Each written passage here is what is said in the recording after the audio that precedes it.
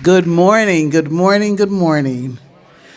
I don't have a speech. I'm one of those people like to stay behind the scenes, but I'm just going to tell you a little bit about who I am and why I decided to run for the school board in '96.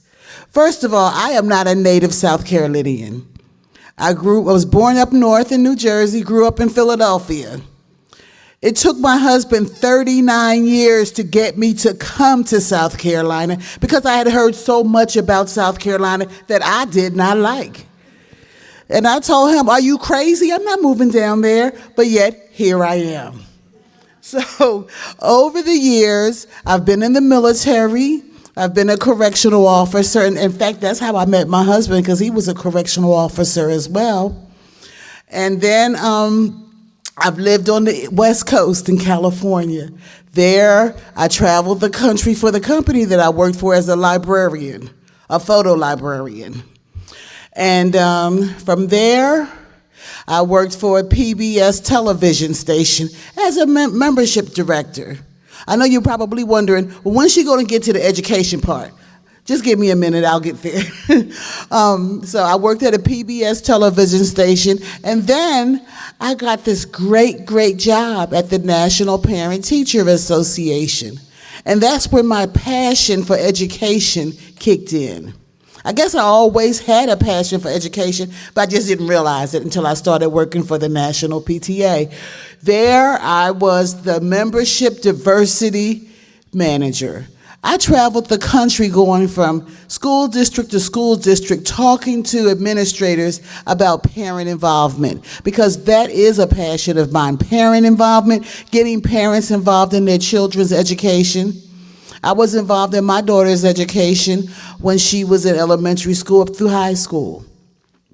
I was involved in my granddaughter's education from elementary school up through high school. And when I found that when parents are involved in their kids' education, guess what? The children learn more. They learn better.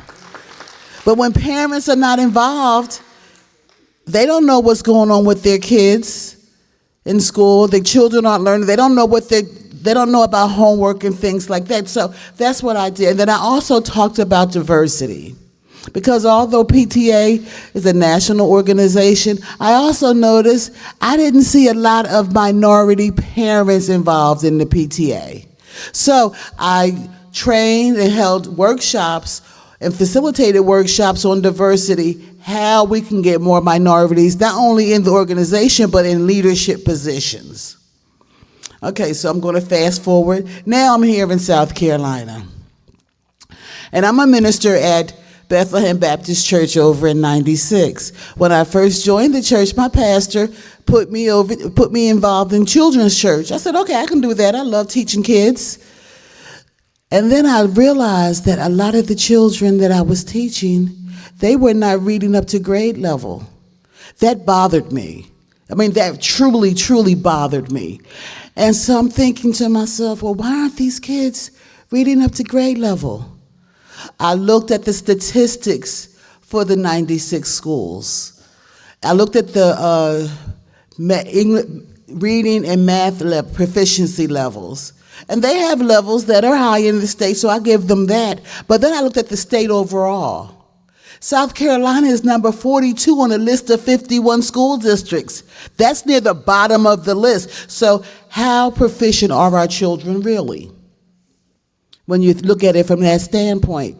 So then I said to myself, well, let me go to a school board meeting. I want to see what they're talking about. So I go to the school board meeting and I see no representation from my community on the school board. And I'm like, I have an issue with this. There's something wrong with this. We need representation because our children will be left behind.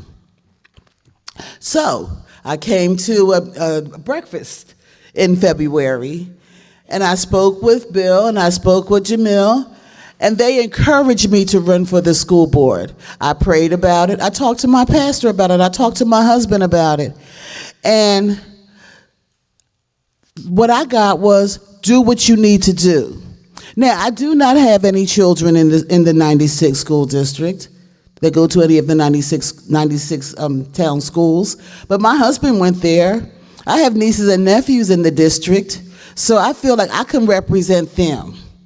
So, what I'm asking is if any of you all can vote for the 96 school district, please vote for me, because I promise you I will be a voice for the parents. I will also show the parents how to be a voice for themselves, how to be a voice for their children, how to advocate for their children. Again, my name is Lori Williams, and thank you.